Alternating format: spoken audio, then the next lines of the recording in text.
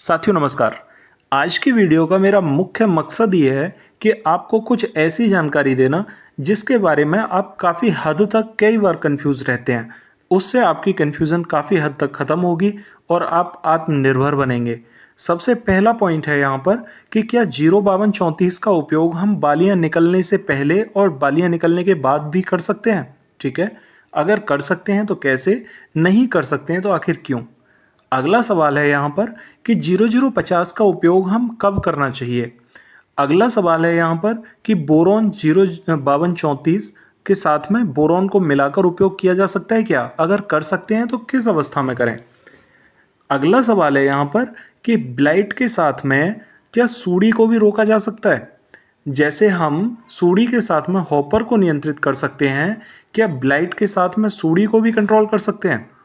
अगला सवाल है यहाँ पर कि कोराजन के साथ में 05234 मिलाकर उपयोग किया जा सकता है क्या। फिर अगला सवाल है कि 0050 के साथ में कॉपर ऑक्सीक्लोराइड मिलाकर उपयोग कर सकते हैं क्या, क्योंकि बहुत सारे किसान साथियों ने यहाँ कीटनाशक पहले लगा दिया होता है, अब वो फंगिसाइड लगाने के अवस्था में हैं, तो अब वो चाहते हैं कि क्या 05234 यहाँ पर कॉपर ऑक्सीक्लोराइड के साथ में हम 0050 मिलाकर लगा दें। अगला सवाल है यहाँ पर कि कोराजन का उपयोग धान की फसल में दोबारा भी कर सकते हैं क्या।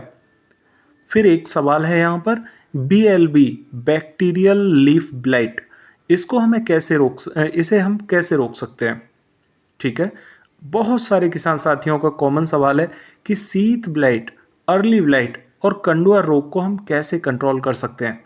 तो देखिए, आज ये सारे सवाल हैं, इन सारे सवालों के जवाब देने जा रहा हूँ। समझने की कोशिश करिए, अगर कन्फ्यूज़न है तो कन्फ्यूज़न को ख़त्म करिए, बिल्कुल स्पष्ट दो टूक सवाल के जवाब मिलेंगे। ठीक है, सबसे पहला सवाल है यहाँ पर कि 05234 का उपयोग हम कब कर सकते हैं और 05234 का उपयोग करने के फायदे क्या होंगे। तो देखिए, 05234 का उपयोग करने के लिए हमारे पास में 40 दिन से लेकर 60 दिन तक का एक बहुत महत्वपूर्ण समय होता है। उस टाइम पीरियड के बीच में हम 05234 का कभी भी एक स्प्रे कर सकते हैं अपनी फसल में, उसके रिजल्ट हमें बहुत अच्छे देखने को मिलते हैं। खासकर अगर 05234 का उपयोग हम बालियां निकलने से पहले गोव पर करना चाहते हैं तो उसके साथ में हम बोरॉन लगाकर भी स्प्रे कर सकते हैं। बोरॉन की मात्रा मात्र 100 ग्राम हमें डालनी होगी प्रति एकड़ के लिए। ठीक है, दूसरा पॉइंट है यहाँ पर कि क्या बोरॉन 05234 का उपयोग हम बालियां निकलने के बाद भी कर सकते हैं। नहीं, 05234 का उपयोग आप बालियां निकलने के बाद में ना करें, उससे आपको नुकसान ही देखने को मिलेंगे।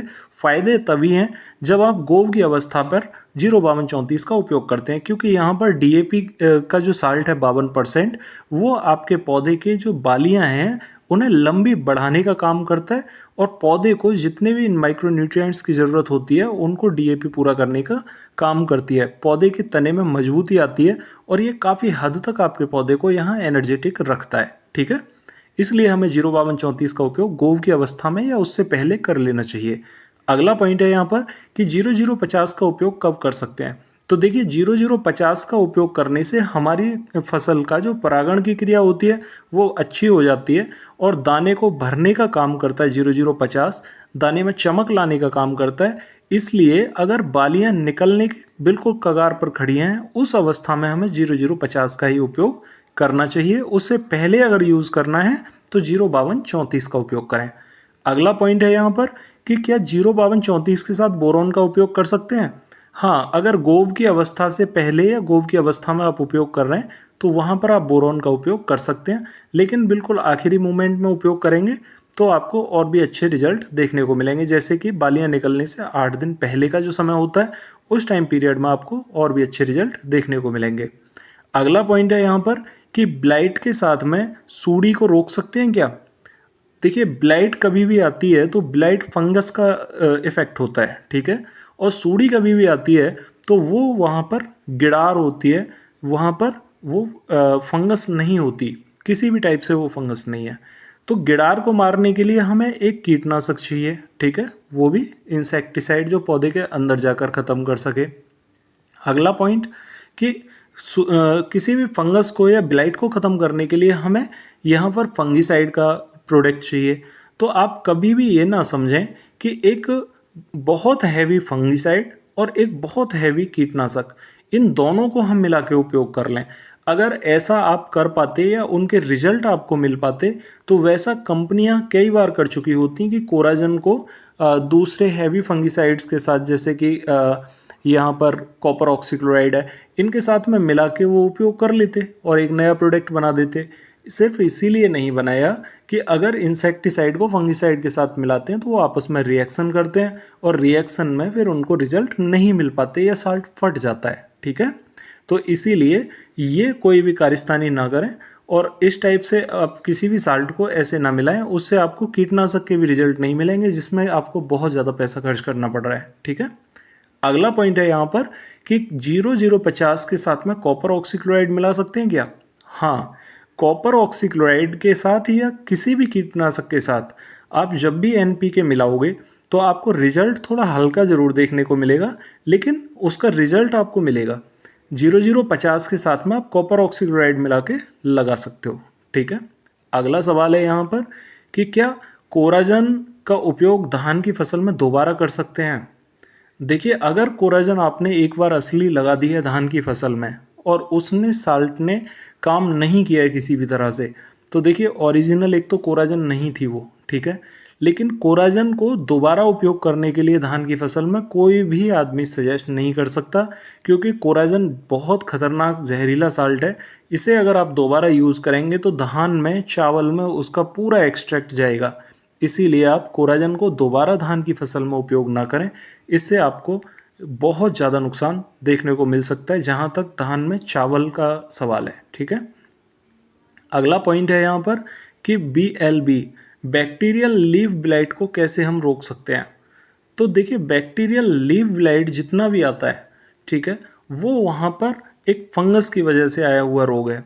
और अगर आपके खेत में फंगस नुमा कोई भी रोग आ गया है तो फंगस के लिए मैंने कई बार आप सभी को सजेस्ट किया है कि कॉपर ऑक्सीक्लोराइड और उसके साथ में कासुगामाइसिन। ठीक है, ये दो नाम याद रखिए अगर फंगस आपके खेत के अंदर है।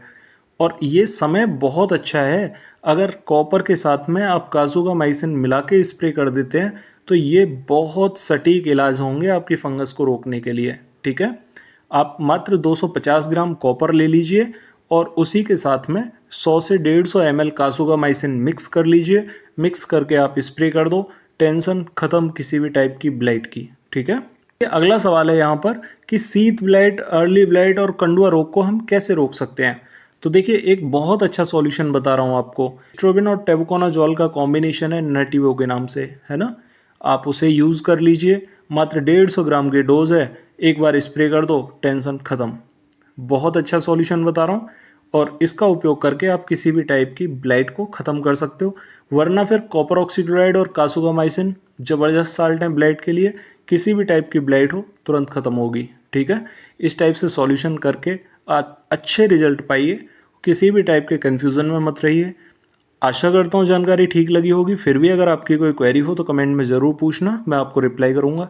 और अगर चैनल पर नए आए हैं तो चैनल को सब्सक्राइब ज़रूर कर लें ताकि नई वीडियो का नोटिफिकेशन आपको सबसे पहले मिल सके। तो मिलते हैं फिर अगली वीडियो में, तब तक के लिए नमस्कार किसान साथियों।